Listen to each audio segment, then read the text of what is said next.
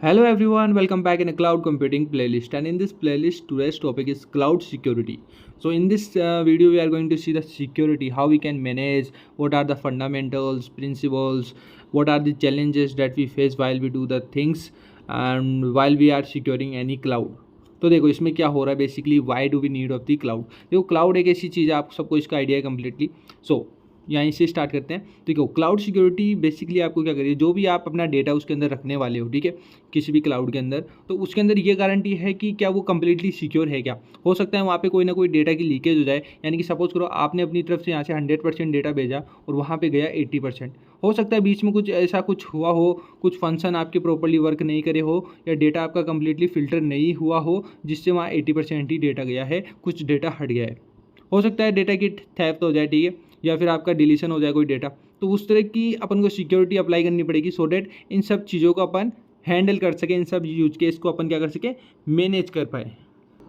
Now when we perform the protection on that particular cloud, now whenever we perform any security any protection on the cloud, इसमें क्या होता है, जो भी आपका data होता है वो क्लाउड इंफ्रास्ट्रक्चर से लिया जाता है, एप्लीकेशन या थ्रेड से लिया जाता है, ठीक है। तो बेसिकली सिक्योरिटी एप्लीकेशन जो होती है आपकी, वो सास मॉडल पे वर्क करती है, यानी कि software as a service. Because SaaS के अंदर क्या होता है, सारा कंट्रोल आपका हार्डवेयर सॉफ्टवेयर एनीथिंग एवरीथिंग आपका उस पूरा पूरा वेंडर के ऊपर ही कंट्रोल में होता है। तो वेंडर ही मैनेज करता है सब कुछ, आपको तो सिंपली उस क्लाउड पे जाना है और उस एप्लीकेशन या ऐप को यूज़ करना है, डेट्स ऑल। आपको बाकी चीज़ों की प्रॉब्लम नहीं हो, सब कुछ आपका प्रोवाइडर आपको प्रोवाइड कर देगा। So we need to know about firstly the fundamentals of the cloud information security, यानी कि क्लाउड का जो भी डेटा है उसकी जो सिक्योरिटी वो किस तरह से अपन दे सकते हैं किसी भी क्लाउड को। तो very first is risk assessment, यानी कि जो भी रिस्क हो रहे हैं उन सब का मूल्यांकन, उनका असेस होना बहुत ज़रूरी है। तो उसके लिए अपन क्या कर सकते हैं, जो भी पोटेंशियल थ्रेट्स अपन को पता है ये पॉसिबिलिटी है, उनको आइडेंटिफाई कर सकते हैं। उन साथ के साथ अपन क्या, जो भी वल्नरेबिलिटी है उनको, और जो भी रिस्क है, ठीक है, पर्टिकुलर आपकी जो भी ऑर्गेनाइजेशन है, कंपनी है, उसके अकॉर्डिंग जो भी रिस्क है उनको आप असेस कर सकते हो अपने क्लाउड एनवायरनमेंट के अंदर। सेकंड फंडामेंटल आपका data classification and encryption. Encryption is very important, like WhatsApp के अंदर भी डेटा एनक्रिप्टेड ही हो सकता है, ताकि अदर पर्सन उसको देख ना सके, एक्सेस ना कर सके, ठीक है। तो इसलिए एनक्रिप्शन एंड डेटा को क्लासिफिकेशन करना होगा, डेटा को वो पार्ट वाइज डिवाइड करना पड़ेगा, तो ताकि अलग अलग क्लस्टर के अंदर वो डेटा रहेगा तो मोर सिक्योर रहेगा। लाइक लेट सपोज कोई एक पर्टिकुलर क्लस्टर आपका क्या हो गया, हैक हो गया, ठीक है, लेकिन बाकी अदर रहेंगे तो उससे अपन डेटा को रिट्राइव कर सकते हैं। तो ये बेनिफिट है डेटा का क्लासिफिकेशन करने से। So classify your data based on its sensitivity level to determine the appropriate security control. Sensitivity in the sense कि कौन सा डेटा ज़्यादा इंपॉर्टेंट है तो उसको ज़्यादा सिक्योरिटी प्रोवाइड की जाए, उस मैनर की बात की जा रही है यहाँ पे, उस वे की बात की जा रही है। Very third is identity and the assess management. This is important, इसको IAM भी बोलते हैं। तो इसके अंदर क्या होता है, इसको आपको एस्टेब्लिश करना पड़ता है, इसकी प्रैक्टिसेस को, ताकि यूज़र को आपका जो भी है, आप पर्टिकुलर जो भी यूज़र आपकी क्लाउड को यूज़ कर रहा है, एप्लीकेशन को यूज़ कर रहा है, उसको पता होगा कि वो किस रोल के लिए, वो एडमिन रोल के लिए, यूज़र रोल के लिए, उसे किस किस चीज़ का आप एक्सेस दोगे। यू विल डिसाइड दैट, वो बंदा डिसाइड नहीं करेगा, आप डिसाइड करोगे। तो उसके लिए आपको पहले तो उसको आइडेंटिफाई करना पड़ेगा कि क्या है वो यूज़र वो है। लाइक लेट्स सपोज मैं इस पर्टिकुलर यूज़र को एडमिन बनाना चाहता हूँ, तो वो पहले आइडेंटिफाई करेगा क्या ये वही यूज़र है, देन उसको एक्सेस प्रोवाइड करवाएगा। और कौन कौन से एक्सेस प्रोवाइड करने ये भी हमें डिफाइन करने पड़ेंगे। So use the strong authentication mechanism. एक तो है मल्टी फैक्टर ऑथेंटिकेशन, जहाँ आप यूज़ कर सकते हो। एक होता है आपका principle of least privilege, POLP, ताकि आपके यूज़र्स को आप इंश्योर कर सको कि उसे किस किस चीज़ों की परमिशन आपने दी है। नाउ फोर्थ, आपको पता ही है नेटवर्क सिक्योरिटी तो आएगी क्योंकि अपन इंटरनेट से बातें करने वाले हैं, क्लाउड से कनेक्शन लेने वाले, तो कहीं ना कहीं नेटवर्क की बहुत ज़्यादा आपको देखने को मिलती है प्रॉब्लम्स। तो नेटवर्क के अंदर अपन देखो फायरफॉल्स को यूज़ कर सकते हो, ठीक है, सिक्योरिटी कंट्रोल के लिए, कि आप लिमिट कर सकते हो कि लेट सपोज इन URLs को यूज़ नहीं करना है, या इन सब चीज़ों के अंदर आप अप्लाई नहीं कर सकते हो, तो ये सब आपके फायरवॉल्स के अंदर आते हैं। देन आपका इंट्रूजन डिटेक्शन की वो डिटेक्ट कर ले कोई भी आक्रामक चीज़ें हैं, जो भी अटैक होने वाले हैं, इंट्रूजन होने वाला है, ठीक है। थर्ड है आपका प्रिवेंशन सिस्टम हो, यानी कि उसको रोकने के लिए क्या सिस्टम आपके पास है, तो वो सिस्टम ये होने चाहिए जिसमें IDS IPS and virtual private networks भी आ गए आपके। VPN की बात कर रहा हूँ, VPN आप जानते ही हो। या next, Next is a cloud service provider. So carefully evaluate the security capabilities and reputation of CSP before choosing one. Like market में जो well known cloud service provider like Amazon, Microsoft, ठीक है, तो उन्हीं से अपन को लेने चाहिए, ऐसे बंदों से नहीं लेना चाहिए, ऐसी कंपनी से जिसके बारे में आपने कभी सुना ही नहीं हो, जस्ट फॉर द प्राइस आपने उनसे ले लिया, देन आपके पूरा डेटा लीक हो गया, तो वो प्रॉब्लम्स नहीं आए। इसलिए सर्विस प्रोवाइडर का ध्यान रखना वेरी इंपॉर्टेंट।